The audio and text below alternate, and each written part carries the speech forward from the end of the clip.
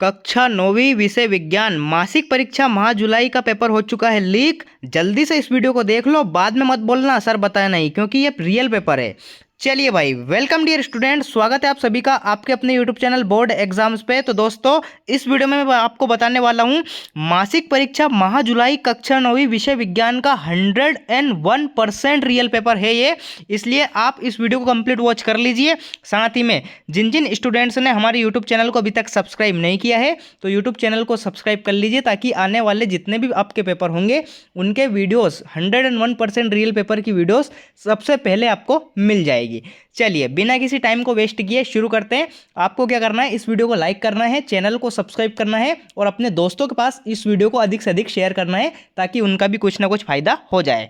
चलिए भाई, बिना किसी टाइम को वेस्ट किए शुरू करते हैं। मासिक परीक्षा माह जुलाई कक्षा 9वीं विषय विज्ञान, अंक 20 नंबर का आपका ये पेपर है। 20/20 आने ही वाले हैं आपको, क्योंकि ये रियल पेपर है, आपको यही पेपर देखने को परीक्षा में मिलेगा। चलिए भाई, शुरू करते हैं। पहला क्वेश्चन क्या है, सही विकल्प का चयन करके आपको लिखना है। पहला क्वेश्चन आप पढ़ लीजिए। पदार्थ की कितनी अवस्थाएं होती है? पहला ऑप्शन है आपका 2 अवस्थाएं, तीसरा है आपकी 3 अवस्थाएं, चौथा है आपका तीसरा है आपका 9 अवस्थाएं, चौथा है आपका 7 अवस्थाएं। ठीक है, तो क्वेश्चन का राइट आंसर क्या जाएगा? पदार्थ की 3 अवस्थाएं होती है। बी ऑप्शन इस क्वेश्चन का राइट आंसर आ जाएगा। कौन कौन सी होती है? ठोस, द्रव, गैस। ठीक है, तो ये 3 अवस्थाएं होती है, तो क्वेश्चन का राइट आंसर क्या जाएगा? बी ऑप्शन, यानी कि 3 इस क्वेश्चन का करेक्ट आंसर आ जाएगा। पदार्थ की 3 अवस्थाएं होती है। नेक्स्ट क्वेश्चन देखते हैं। वायु एक विलयन है, वायु कैसा विलयन है? ठीक है, तो ऑप्शन, सबसे पहले आपको ऑप्शन पढ़ना है। पहला क्या है? गैस में गैस का, दूसरा है गैस में द्रव का, तीसरा है आपका द्रव का गैस में, चौथा है द्रव का हवा में। तो देखिए, वायु का द्रव से कोई रोल ही नहीं बनता है, तो द्रव वाले ऑप्शन को तो आप पहले ही काट दीजिए, द्रव वाले होंगे ही नहीं। कौन सा ऑप्शन बचा? एकमात्र ऑप्शन बचा ए ऑप्शन, यानी कि गैस में गैस का। ए ऑप्शन इस क्वेश्चन का करेक्ट आंसर आ जाएगा। ए ऑप्शन, यानी कि गैस में गैस का। ए ऑप्शन इस क्वेश्चन का राइट आंसर आने वाला है। नेक्स्ट क्वेश्चन है आपका, जंतुओं के शरीर की संरचनात्मक व क्रियात्मक इकाई कौन सी होती है? कौन कौन सी ऑप्शंस दे रखे हैं? पहला है आपका ऊतक, दूसरा है आपका गुणसूत्र, तीसरा है जीन, चौथा है कोशिका। ठीक है, तो क्वेश्चन का राइट आंसर क्या जाएगा? डी ऑप्शन, यानी कि कोशिका इस क्वेश्चन का करेक्ट आंसर आ जाएगा। जंतुओं के शरीर की संरचनात्मक व क्रियात्मक इकाई होती है कोशिका। ठीक है, कोशिका, यानी कि डी ऑप्शन इस क्वेश्चन का करेक्ट आंसर आ जाएगा। नेक्स्ट क्वेश्चन देखते हैं आपका, प्रति इकाई समय में चली गई दूरी को क्या कहते हैं? ठीक है, प्रति इकाई यानी कि एकांक समय में चली गई दूरी को हम क्या कहते हैं? चाल कहते हैं। चाल, यानी कि ए ऑप्शन इस क्वेश्चन का करेक्ट आंसर आ जाएगा, क्योंकि चाल बराबर क्या होता है? दूरी बटे समय। ये इस क्वेश्चन का राइट आंसर आ जाएगा। चलिए जी, इस प्रकार से आपके सही विकल्प हो जाएंगे। नेक्स्ट क्वेश्चन है आपका, रिक्त स्थानों की पूर्ति आपको करना है। चलिए, पहला क्वेश्चन क्या है, कोलाइडी विलयन द्वारा प्रकाश की किरणों का फैलना रिक्त स्थान कहलाता है। तो देखिए, कोलाइडी विलयन द्वारा प्रकाश की किरणों को जब फैल जाती हैं तो उसे कहते हैं अपन टिंडल प्रभाव। कौन सा प्रभाव? टिंडल प्रभाव। किस प्रकार से आपको लिखना है? टिंडल प्रभाव। ये इस क्वेश्चन का राइट आंसर आपको लिखना है। टिंडल प्रभाव इस क्वेश्चन का करेक्ट आंसर आ जाएगा। नेक्स्ट है आपका, समसूत्री विभाजन रिक्त स्थान कोशिकाओं में होता है। तो ये कायिक कोशिकाओं में होता है। कौन सी? कायिक। इस प्रकार से आपको लिखना है, कायिक। ठीक है, कायिक, कायिक कोशिकाओं में होता है। कौन सा विभाजन? समसूत्री विभाजन। तो समसूत्री विभाजन कायिक कोशिकाओं में होता है। कायिक इसका राइट आंसर आ जाएगा।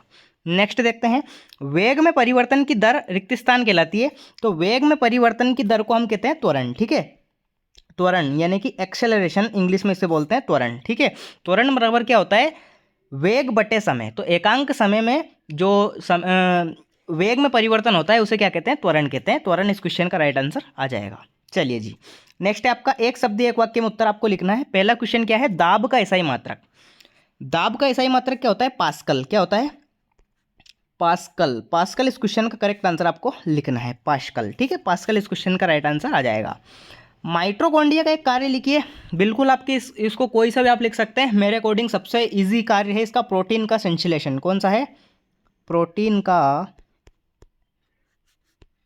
संश्लेषण। ठीक है, प्रोटीन का संश्लेषण। ठीक है, प्रोटीन का संश्लेषण इस क्वेश्चन का करेक्ट आंसर आपको लिखना है। ठीक है, इस प्रकार के आपके एक शब्द या एक वाक्य में उत्तर हो जाएंगे। नेक्स्ट क्वेश्चन देखते हैं, चौथा क्वेश्चन, तत्व एवं यौगिक में कोई द्वंद्व आपको बताना है। ठीक है, इसका अथवा है मिश्रण एवं यौगिक में कोई द्वंद्व। ठीक है, पहले इन क्वेश्चंस को क्या करते हैं अपन रीड कर लेते हैं। इनका आंसर मैं वीडियो के लास्ट में दे दूंगा, ताकि आपको कोई भी दिक्कत ना होगी। ठीक है, चलिए, पांचवा क्वेश्चन आप रीड कर लीजिए, समांगी मिश्रण की परिभाषा, विषमांगी मिश्रण की परिभाषा, ठीक है, ये इसका दे रखा है। छठा क्वेश्चन है आपका, गर्मियों में घड़े का जल ठंडा क्यों होता है, अथवा है इसका गर्मियों में हमें किस तरह के कपड़े पहनने चाहिए, ठीक है। नेक्स्ट है इसका सातवां क्वेश्चन, समसूत्री विभाजन एवं अर्धसूत्री विभाजन में के मध्य कोई चार अंतर आपको बताना है, अथवा इसका प्रोकैरियोटिक एवं यूकैरियोटिक कोशिकाओं के मध्य चार अंतर, ठीक है। इस प्रकार से आपके प्रश्न दे रखे हैं, तो इनका आंसर्स मैं आपको चलिए बता देता हूँ। चलिए जी देखते हैं, तत्व एवं यौगिक में अंतर, कोई दो करना है वैसे तो आपको, लेकिन मैंने यहाँ पे तीन दे दिए, कोई सा भी आप याद कर सकते हैं। इसका स्क्रीनशॉट आप ले लीजिए। तत्व एक ही प्रकार के परमाणुओं से बने होते हैं, यौगिक विभिन्न तत्वों के परमाणुओं से बने होते हैं। तत्व को विभाजित करके कोई नया तत्व प्राप्त नहीं किया जा सकता, यौगिक को विभाजित करके विभिन्न प्रकार के तत्व प्राप्त किए जा सकते हैं। तत्व के सूक्ष्मतम कण उनके परमाणु होते हैं, यौगिक के सूक्ष्मतम कण उनके अणु होते हैं, ठीक है। तो ये इसका अंतर हो जाएगा, तत्व एवं यौगिक में अंतर। प्रश्न 4 का उत्तर है ये, ठीक है। इसका अथवा वाला क्वेश्चन क्या था, मिश्रण एवं यौगिक में अंतर, इसका भी आप स्क्रीनशॉट ले लीजिए, कोई सा भी आप याद कर सकते हैं, मेरे अकॉर्डिंग आप ऊपर वाला याद कर लीजिए, वो ज़्यादा ईजी रहेगा, ठीक है। चलिए नेक्स्ट देखते हैं, पांचवें क्वेश्चन का आंसर, वह मिश्रण जिसका संगठन सभी जगह समान हो समांगी मिश्रण कहलाता है।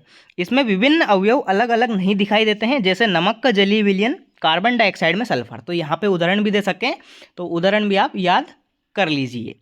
पांचवे का अथवा आंसर आप देख सकते हैं, जिस मिश्रण के विभिन्न विभिन्न भागों का संगठन एक दूसरे से भिन्न होता है उसे विषमांगी मिश्रण कहते हैं। क्या कहते हैं उसे? विषमांगी मिश्रण उसे कहते हैं। उदाहरण के लिए चीनी और जल का समांगी मिश्रण है, जल और तेल का मिश्रण एक विषमांगी मिश्रण है, ठीक है। जो आपस में नहीं मिलते हैं, अलग अलग होते हैं, उन्हें विषमांगी मिश्रण कहा जाता है। तो समांगी विषमांगी मिश्रण मैंने आपको बता दिया है।